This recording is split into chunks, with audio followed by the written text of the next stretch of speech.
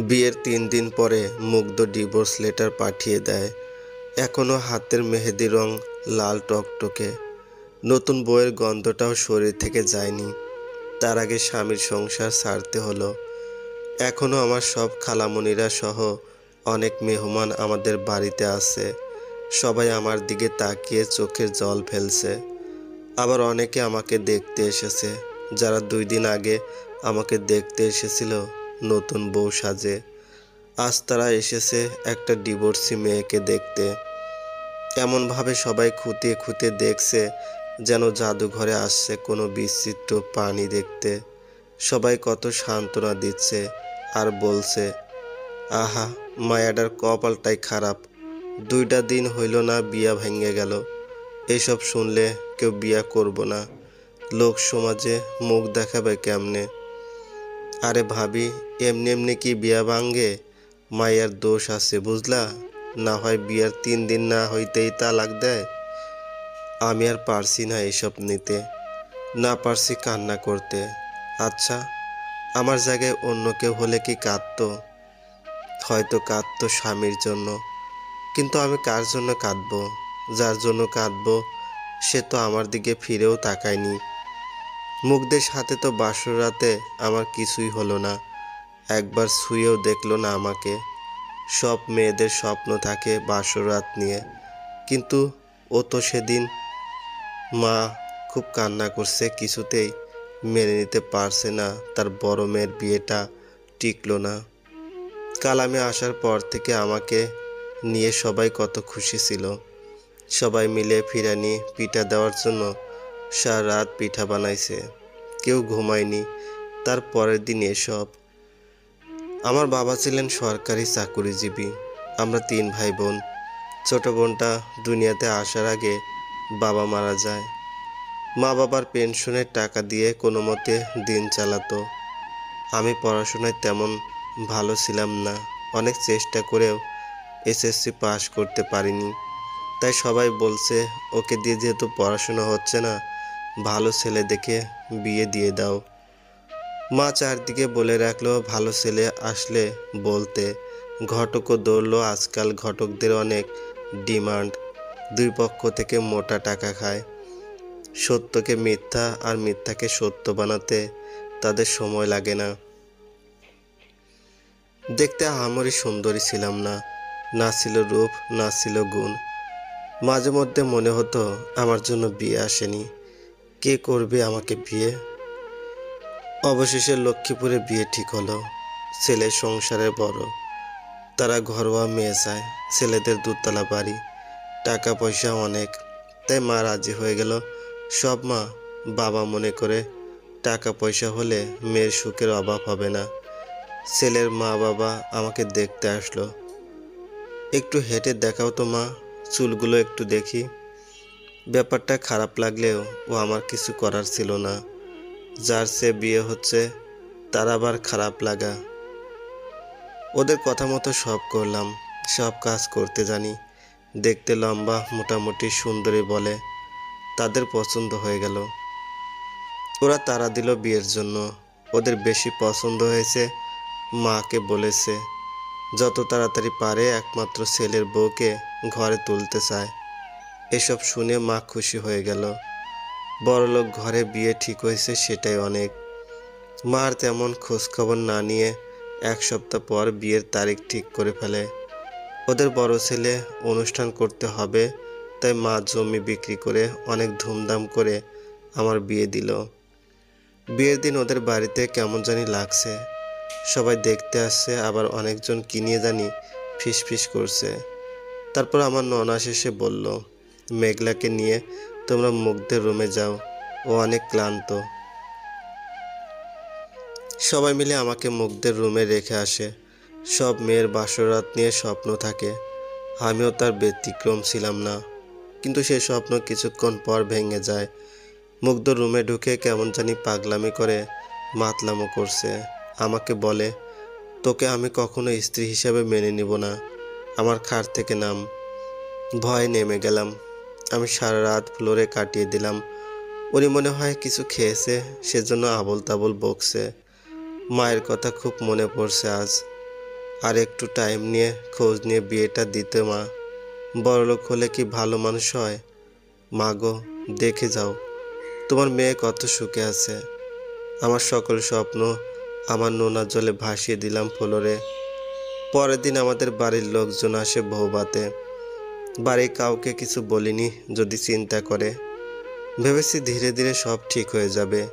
মা অনেক বলেছে, বিয়াই মেয়েটাকে আমাদের সাথে দেন, জামাই সহ ঘুরে আসুক।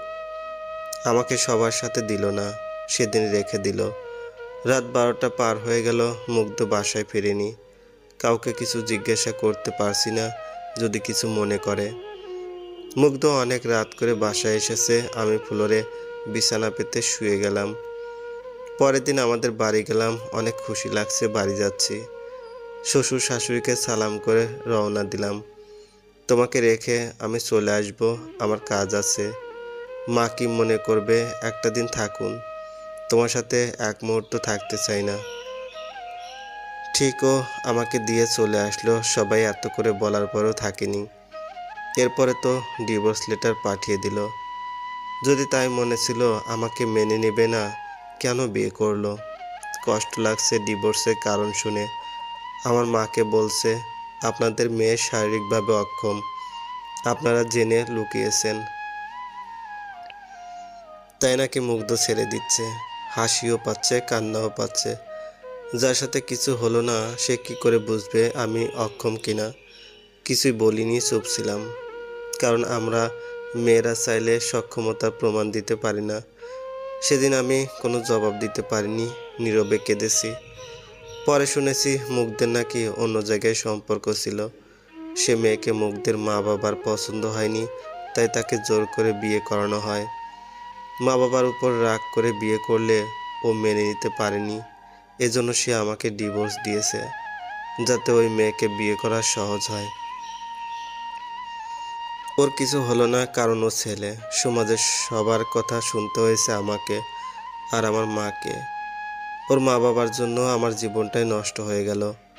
আমি হয়ে গেলাম অপয়া, অলক্ষ্মী। 2 বছর পার হয়ে যায়। মা আমার জন্য আবার বিয়ের চেষ্টা করছে। ডিভোর্সি মেয়ের জন্য এই সমাজে পাত্র খোঁজা অনেক কঠিন। 10টা বয়ফ্রেন্ড থাকলে সমস্যা নেই, কিন্তু একবার কারো আইনগত স্ত্রী হয়ে ডিভোর্সি হওয়া অসম্মানজনক।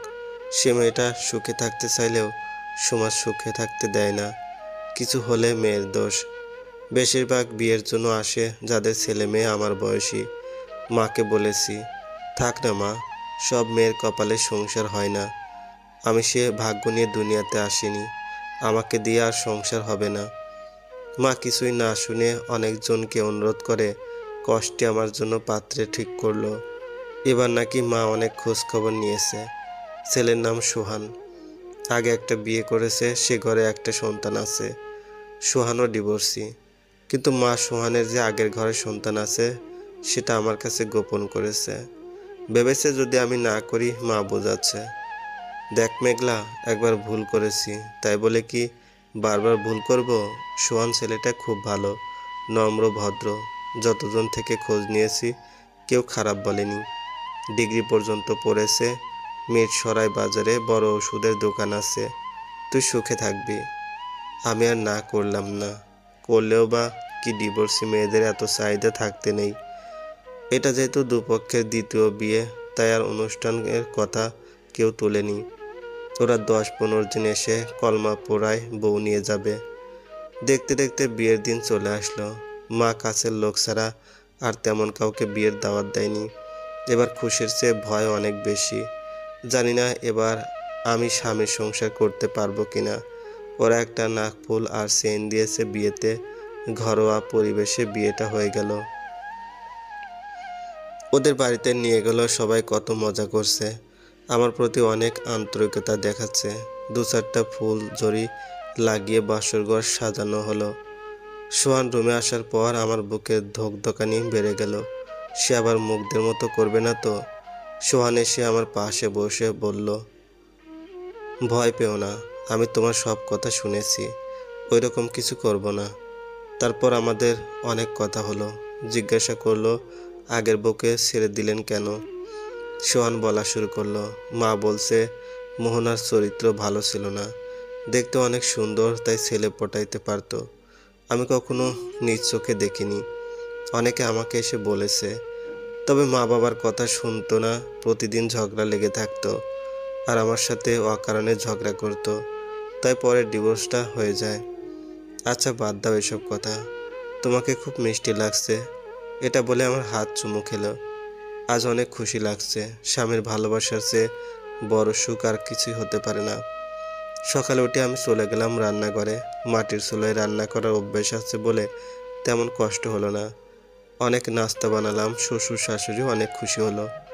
আমার শ্বশুর বাড়িটা খুব সুন্দর, এমন কোনো ফল ফুল গাছ নাই যে আমার শ্বশুর বাড়িতে নেই। পরের দিন আমার বোন খালাতো বোনরা এলো। বউ ভাত আর আগের মতো হয়নি, সবাই খুব খুশি। আমি আর সোহান সবাইকে নিয়ে আমাদের বাড়ি গেলাম, অনেক আনন্দ করলাম সবাই মিলে।